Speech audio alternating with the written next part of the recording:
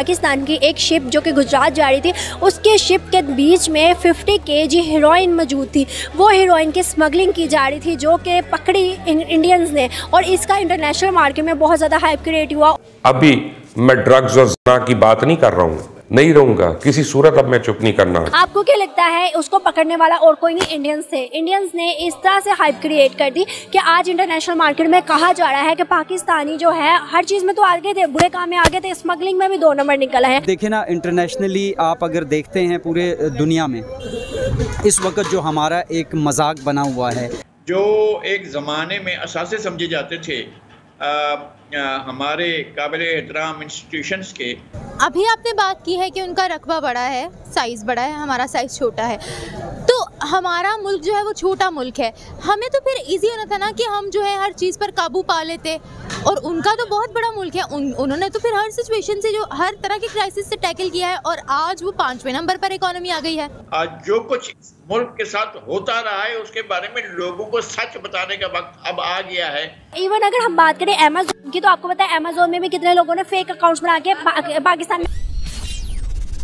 नमस्ते दोस्तों, जय हिंद। हिंदुस्तान स्पेशल में आपका स्वागत है दोस्तों। सैटरडे को गुजरात एटीएस को बड़ी कामयाबी मिली। एटीएस ने 8 अक्टूबर को भारतीय तट रक्षक बल के साथ संयुक्त अभियान चलाया और अरब सागर में एक पाकिस्तानी नाव को पकड़ लिया।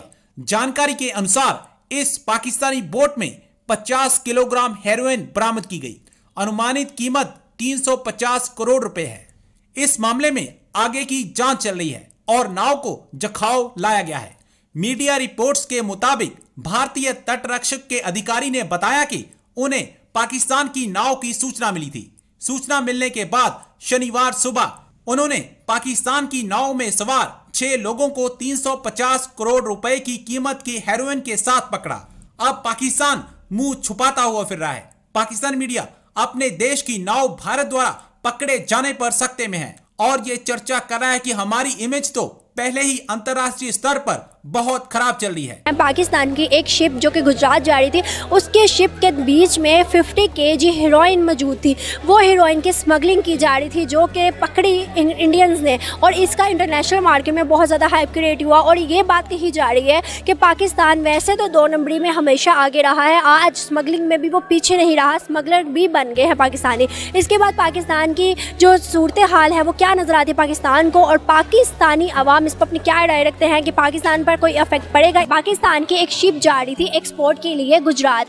अब वो गुजरात के रास्ते में जो शिप थी उसके अंदर 50 kg हीरोइन पाई गई, स्मगलिंग की जा रही थी। आपको क्या लगता है उसको पकड़ने वाला और कोई नहीं, इंडियंस थे। इंडियंस ने इस तरह से हाइप क्रिएट कर दी कि आज इंटरनेशनल मार्केट में कहा जा रहा है कि पाकिस्तानी जो है हर चीज़ में तो आगे थे, बुरे काम में आगे थे, स्मगलिंग में भी 2 नंबर निकला है। इसके बाद इंटरनेशनल मार्केट में हमारी क्या इमेज रह गई। देखिए जी, तारीख गवाह है कि पाकिस्तान और इंडिया के हमेशा से ही मसाइल रहे हैं, और हम ये नहीं कहते कि यहाँ सारे इंसान बहुत अच्छे हैं और वहाँ सारे बुरे हैं, या यहाँ अच्छाई बुराई का मयार जो है वो आपकी तरबियत पे होता है।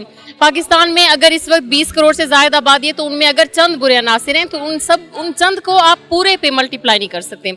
और दूसरी बात यह है कि अगर इंडिया के हाथ आ गए तो बहुत बार इंडिया के भी ऐसी कई बुराइयां हमने पकड़ी हैं, हमने उन्हें इंटरनेशनल मार्केट में और बाहर कहीं पे भी एक्सप्लोर नहीं किया। हमने कभी नहीं कहा कि उनके ये जो लोग हैं वो क्यों आगे हैं और उन्होंने हमारे साथ बुरा किया है। दूसरी बात ये, यहाँ पर मैं आपकी बात को इंटरप्ट करती हूँ, सॉरी टू से, मगर आपने कहा है कि हमें छोटे छोटे मामला को इग्नोर कर देना चाहिए। आपको लगता है ये छोटा मामला है? अगर हम बात करें इससे पहले तो ये एक ट्रेंड चलता है टेररिस्ट का पाकिस्तान के लिए, ठीक है। मैं ये नहीं कह रही कि पाकिस्तान सच में टेररिस्ट है, लेकिन ऐसा चलता है। इवन अगर हम बात करें अमेज़न की, तो आपको पता है अमेज़न में भी कितने लोगों ने फेक अकाउंट्स बना के पाकिस्तान में, वो कहते हैं ना कि एक मछली गंदी तो पूरे तालाब को कहा जाता है। तो फिर आपको नहीं लगता कि पाकिस्तान में एक बंदा गलत होगा तो पूरे पाकिस्तानियों को गलत कहा जाए? ऐसा नहीं होता। देखिए, मैं ये नहीं कहती कि मामला छोटा है, लेकिन मैं ये जरूर कहूंगी कि इस तरह से बढ़ के भी इंडिया के मामला होते हैं और पाकिस्तान उन्हें कवर करने की कोशिश करता है।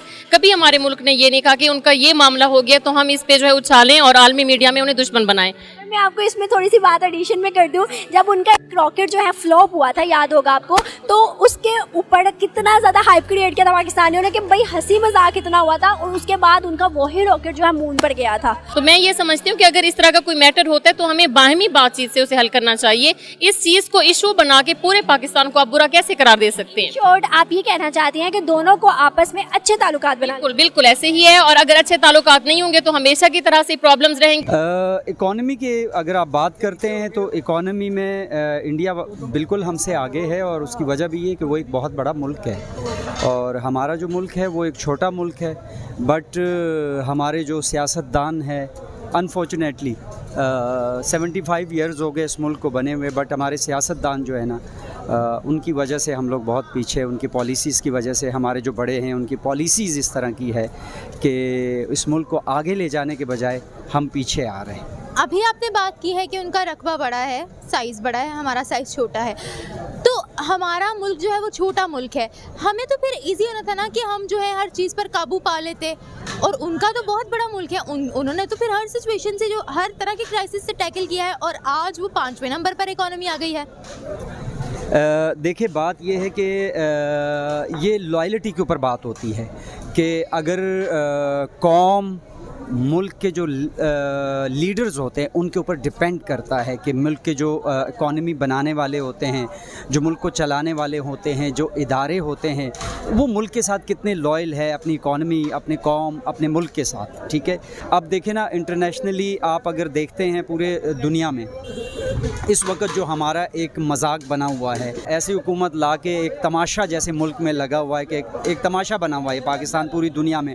ना हमारे वज़ीर आज़म साहब को स्पीच करनी आती है तरीके से, ना उसको बात करनी आती है, ना उसको याद होता है कि मैं ये बात कर रहा हूँ या मैं पहले ये बात कर चुका हूँ। शहबाज शरीफ एक बेसिक जो है ना, एक जोकर है, आप लाइक उसको देख, एंटरटेनर है, वो लोगों को एंटरटेन करता है। वो जहाँ भी उसको मौका मिलता है वो कभी माइक हिलाकर, कभी माइक तोड़कर, कभी उल्टा बोलकर, कभी मतलब ये रह गया कि वो जैसे मदारी जो है ना, मदारी का बांदर जो है ना, वो पलसेटियाँ खा के जंप लगाना, वो बाकी रह गया। बाकी शहबाज शरीफ सारी हरकतें करते हैं, सारी मतलब एक जोकर वाली पूरी उनके अंदर जो है ना क्वालिटीज़ है। देखिए, इंडिया के अपने मामलात हैं, कुछ काम हैं, कुछ चीज़ें हैं, कोई ऐसे इनिशिएटिव है जो मतलब दुनिया के साथ वो अपने आप को लिंकअप करता है और वो बात करते हैं, अगलों की आंख में आंख डालकर बात करते हैं। जब आप किसी के साथ आंख में आंख डालकर और लेवल पे बात करेंगे, बराबरी पे बात करेंगे, तो आपको रिस्पेक्ट मिलेगी। और जब आप अगलों के पाँव में गिर जाएंगे, आप लोगों के जूते चाटेंगे और अगलों की बातें मानेंगे, तो कभी इज्जत नहीं मिलेगी। एक सच तलाश करना है, नेशनल ट्रुथ एंड रिकंसिलिएशन होनी चाहिए, और हमें सच लोगों के सामने लाया जाना चाहिए। पिछले 75 साल में कैद आज़म की वफात के बाद से लेकर आज जो कुछ मुल्क के साथ होता रहा है, उसके बारे में लोगों को सच बताने का वक्त अब आ गया है।